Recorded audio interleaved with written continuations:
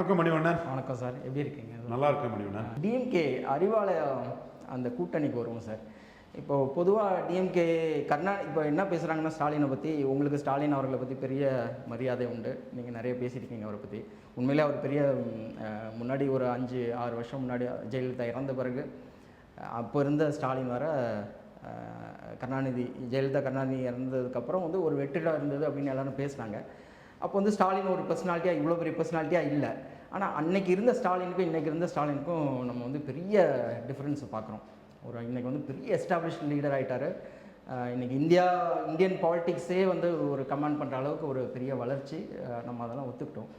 ஆனால் சார், இவ்வளோ கூட்டணி கட்சிகளை இவ்வளோ ஒரு அடிமை மாதிரி நடத்துறது கரெக்டாக? இப்போ பாருங்கள், ஒரு காலத்தில் திருமா அவர்களை வந்து நம்ம ஒரு சிஎம் கேண்டிடேட்டாகவே நம்ம வந்து எல்லோரும் பார்த்தாங்க. அவர் அந்த மாதிரி வரணும் அப்படின்னு, அந்த மாதிரி திரும்ப மாதிரி ஆட்கள்லாம் வரணும் அப்படின்னு எல்லோரும் இது பண்ணாங்க. ஆனால் அவரை வந்து ஒரு கூட்டணி, நான் ஏடிஎம்கேவும் சொல்கிறேன், டிஎம்கேவும் சொல்கிறேன், ஒரு கூட்டணிக்குள்ளே கொண்டு வந்து அந்த மாதிரியான ஒரு தலைவரை வளர விடாமல் பண்ணது வந்து தமிழ்நாட்டுக்கு இவங்க செய்த துரோகம் இல்லையா? அது தலைவர்கள் முடிவெடுக்கணும். அப்படி அவங்களுக்கு இன்ஜஸ்டிஸ் இருக்குதுன்னா அவங்க தான் அதை ரிவோல்ட் பண்ணணும். நம்ம ஈவன் கம்யூனிஸ்ட்லாம் பாருங்கள், இப்போ நடந்த பாலியல் வன்கொடுமைகள்லாம் வந்து இவங்க பேசவே மாட்டேன்றாங்க, பேச முடியாத அளவுக்கு. ஏன்னா திருமாவும் கம்யூனிஸ்ட்டுகளும் தான் முக்கியமாக இந்த மாதிரியான அநியாயங்களெல்லாம், சமூக அநியாயங்களெல்லாம் பேசுகிற மக்கள். சரி, சீமான் கடுமையாக பேசுகிறாரு. சீமான் கடுமையாக பேசுகிறாரு. அவருக்கு என்ன லிவரேஜ் கொடுத்தீங்க நீங்கள்? உங்கள் பத்திரிகையில் என்ன லிவரேஜ் கொடுக்குறீங்க? அவருக்கு பேசுகிறவருக்கு என்ன கொடுக்குறீங்க? இருட்டடிப்பெல்லாம் செய்கிறீங்க நீங்கள். யோக்கியமா பத்திரிகையாளர்கள்லாம் அவங்க வந்து சீமானை சப்போர்ட் பண்ணியிருக்கணும்ல. திருமாவோ அவங்கள போய் சேரணும்னு சொல்லலை, அட்லீஸ்ட் வந்து டிஎம்கேவோட சேராமல் இல்லை ஏடிஎம்கேவோட சேராமல் சீமானை வளர விட்டுருக்கலாமே. இவங்க சீமான் தான் கூட்டணி வைக்காம 210 அவர் தனியாக தானே போடுறாரு. இல்லை சார், இவங்க அவங்களோட சேராமல் இருந்திருந்தாவே சீமான் வளர்ந்து போகிறாரு. இவங்க என்ன தியாகம் பண்ணா வந்திருக்காங்க? அவங்க அரசியல் எம்பியாக எம்எல்ஏ தானே வந்திருக்காங்க. அவங்க வந்து கொள்கை கூட்டணின்னு சொல்கிறவங்க. நான் 2 பேர்த்தையும் சொல்கிறேன், ஏடிஎம்கேவும் சொல்கிறேன், டிஎம்கேவும் சொல்கிறேன். கொள்கை கூட்டணி, அந்த கூட்டணி கட்சிகளையும் சொல்கிறேன், கம்யூனிஸ்ட்டுகளும் சரி. உங்களுக்கு ஏதோ திமுக ஆட்சியில் இருக்கிறது உங்களுக்கு தனிப்பட்ட முறையில் ஏதோ கும்பி எரியுது, குடல் காயுது மாதிரி தெரியுது சார்.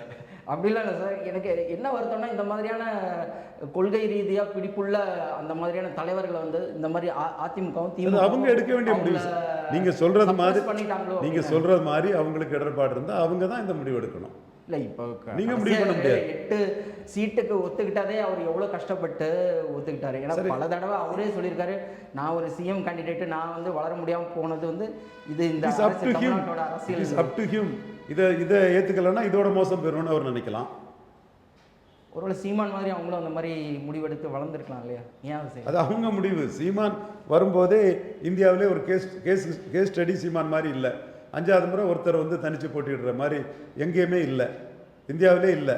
அவர் 1.1 வந்தார், 8.2 வந்து இடைத்தேர்தலில் கண்டஸ்ட் பண்ணி எல்லா தேர்தலையும் கண்டஸ்ட் பண்ணி வளர்ந்துட்டு இருக்கார். எல்லா தேர்தலையும் கண்டஸ்ட் பண்ணனால தான் கமல்ஹாசன் தினகரனையும் பலவீனப்படுத்தினார்.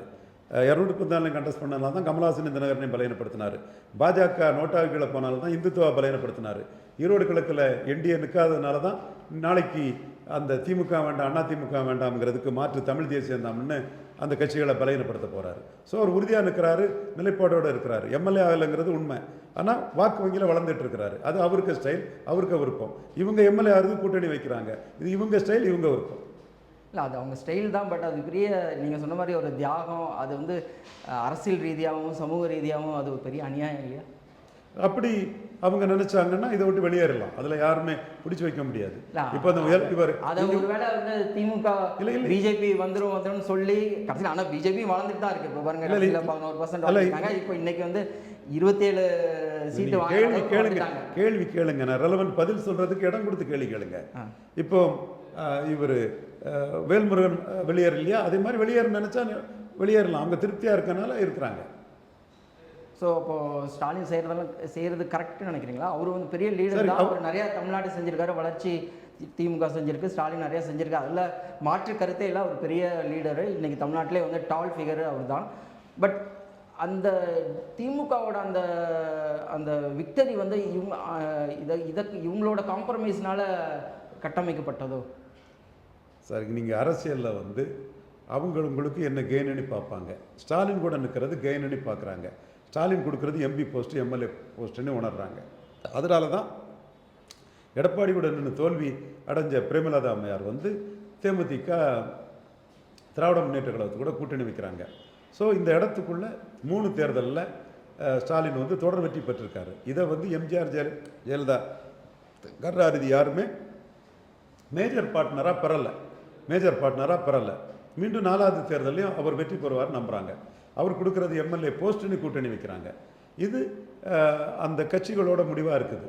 இதில் மற்றவங்க வந்து இதில் சொல்கிறது வந்து ஒரு கமெண்ட் சொல்லக்கூடாது, நான் சொல்ல வரல, 1000 கமெண்ட் சொல்லலாம். ஆனால் முடிவெடுக்க வேண்டியது சிபிஎம்மும் சிபிஐயும் திருமாவளவனும் காங்கிரஸும் தான். முடிவெடுக்கிறவங்க ஸ்டாலின் தர்றது எம்பி போஸ்ட்டு, எம்எல்ஏ போஸ்ட்டு ஒரு முடிவு எடுக்கிறாங்க. அதனால தான் நான் சொல்கிறேன், ஸ்டாலினை 1-1 தான் தோற்கடிக்க முடியும். ஸ்டாலின் வர்சஸ் அதர்ஸ் தான் அங்கே நடக்குது. 1-1 ஸ்டாலினை தோற்கடிக்க முடியுங்கிறது நான் சொல்கிறேன். ஆனால் 1-1 வராதுன்னு எனக்கு தெரியும். 1-1 வர்றதுக்கு எல்லாருமே ஃபார்முலாவில் ஒத்துக்கிட்டாங்கன்னா ஸ்டாலினை தோற்கடிச்சு காட்டலாம். தோற்கடிக்கப்பட முடியாதவர் அல்ல தாவேகா, அதிமுகவும் சேர்ந்தா சார். தாவேகா பலம் நிரூபிக்காத கட்சி சார். இந்த முட்டாள்கள் நீங்க அப்படிதான் 1-1 சொல்றீங்களே, 1-1 தாவேக்காக பலம் என்ன? இல்லை அப்படி இல்லாமல் அட்லீஸ்ட் ஒரு 5% வச்சுங்களேன். உங்கள் அது எப்படி சார் வைக்க முடியும்? 50 ஆட்டும் இருக்கலாம், அரை ஆட்டும் இருக்கலாம். நிரூபிக்கலைங்கிறது தான் சார் உண்மை. அன்டெஸ்டட் தான் நான் சொல்கிறேன். ஸோ நிரூபிக்கிற வரைக்கும் 50-50 கூட இருக்கலாம் இல்லை சார்? அதெல்லாம் கதைக்கோதாவை சார். சீமான் செருப்பு கழுத்தி அடிச்சாப்புல இந்த செருப்படி வாங்கிக்கிட்டும் ஜான் ஆரிக்கசாமிக்கு பணத்துக்கு பலரும் பேசிகிட்டு இருக்காங்க சார். இப்போது நீங்கள் வந்து ஸ்டாலின் அவர்களை சந்திச்சிருக்கீங்க. அவர் வந்து ரொம்ப பெரிய, நான் மீண்டும் சொல்றது புரியுதா உங்களுக்கு? அன்டெஸ்டட் நாட் ப்ரூவ்டு தான் சொல்கிறேன். அவருக்கு 0லேருந்து 100 வரை என்னவோ இருக்கலாம், அது என்னன்னு தெரியாது. களத்துக்குள்ளே நின்று மக்களை சந்தித்து தேர்தல் ஆணையம் சொன்னால் தான் தெரியும்னு சொல்கிறேன். இது தெளிவான இது. ஆனால் இந்த உண்மை வந்து ஜோசப் விஜய்க்கு பணபலத்துக்கு முன்னாடி பல ஊடகங்கள் விலை போனதுனால எடுபடலை. ஆனால் பிளேயர்ஸ் நான் சொல்லக்கூடிய உண்மையை ஏற்றுக்கிறாங்க. மல்லிகார்ஜுன கார்கே, ப. சிதம்பரம், திருமாவளவன், சீமான் இவங்கெல்லாம் ஏற்றுக்கிறாங்க. சார் இப்போது ஸ்டாலின் அவர்களை பற்றி எனக்கு சொல்லுங்கள் சார். அவர் இவ்வளோ பெரிய டால் ஃபிகராக வளர்ந்துருக்காரு. என்ன குவாலிட்டி அவர் இவ்வளோ தூரம் வளர்த்துருக்கு? ஏன்னா கருணாநிதி அவர்களே சாதிக்காத ஒரு விஷயத்தை இப்போது ஸ்டாலின் அவர் மறுபடியும் மீண்டும் ஆட்சிக்கு வந்து அதை செய்ய போகிற ஒரு ஹிஸ்ட்ரியை க்ரியேட் பண்ண போகிறாரு. ப்ளஸ் எல்லா கட்சிகளுமே வந்து அந்த கூட்டணி கட்சிகள் அவர் சொல்கிறத கேட்குறாங்க. இவ்வளோனா இவ்வளோதான். யாரையும் பயக்கலை சார். அந்த அவரோட குவாலிட்டி என்ன சார்? யாரையும் பயக்கலை. கலைஞர் மாதிரி இந்துக்களையோ பிராமணர்களையோ ஸ்டாலின் பயக்கலை. அது மட்டும் இல்லை, கூட்டணி இன்டாக்டாக வச்சிருக்கிறார். இந்துக்கள் வாழ்த்து சொல்லலை. அது கருணாநிதியும் பண்ணலை தானே. கருணாநிதி மாதிரி தானே சார் நான் சொல்கிறேன். இல்லை, நான் அதுக்கு எனக்கு வருத்தம் இல்லை. அது அவங்களோட கருணாநிதி மாதிரி தானே சார் நான் கம்பேர் பண்ணி சொல்கிறேன். என்ன குவாலிட்டிஸ் சொல்லுங்கள். அதான் கருணாநிதி மாதிரி இந்துக்களையோ பிராமணர்களையோ ஸ்டாலின் பகைக்கலைன்னு சொல்கிறேன் நான்.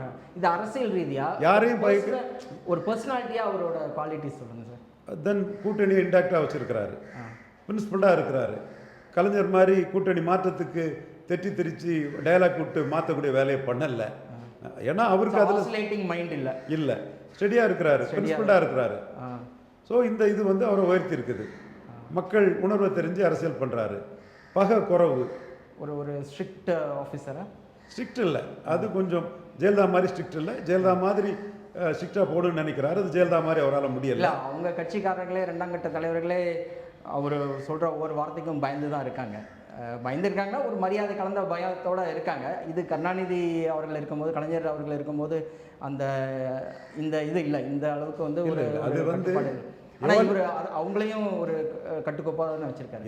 எவாலுவேஷன் தேரிப்படி கலைஞர் காலத்தில் இருந்த திமுகவுக்கு கட்சி நம்பர் 1க்குள்ள ஹோல்டை விட இன்னைக்கு உள்ள ஸ்டாலினுக்கு உள்ள ஹோல்டு வந்து அதிகம். அது வந்து எவாலுவேஷனில் அப்படி தான் வரும். நீங்கள் அண்ணா திமுக வேற, கலைஞருக்கு திமுக வேற, ஸ்டாலினுக்கு திமுக வேற. ஸ்டாலினுக்கு திமுக ஆல்மோஸ்ட் சிங்கிள் பர்சன் பார்ட்டி மாதிரி தான். பட் அவர் வந்து அந்த ஜெயலலிதா மாதிரி தான். பட் அவர் தன்மை மாறாமல் கூட்டணியெல்லாம் காப்பாற்றி ஜெயலலிதா வந்து புத்திசாலித்தனத்தில் மிஞ்சினவங்க தான் ஜெயலலிதா. ஆணவத்தில் தோற்றுருவாங்க. அந்த ஆணவத்தை காட்டாமல் ஜெயலலிதாவோட தவறிலிருந்து பாடம் படித்து அந்த இதில் அவர் நீக்கு போக்கா பல காம்ப்ரமைஸ்களையும் பண்ணி நிதானமாக ஒவ்வொரு அடியும் எடுத்து வைக்கிறார். ஓகே சார், ரொம்ப நன்றி.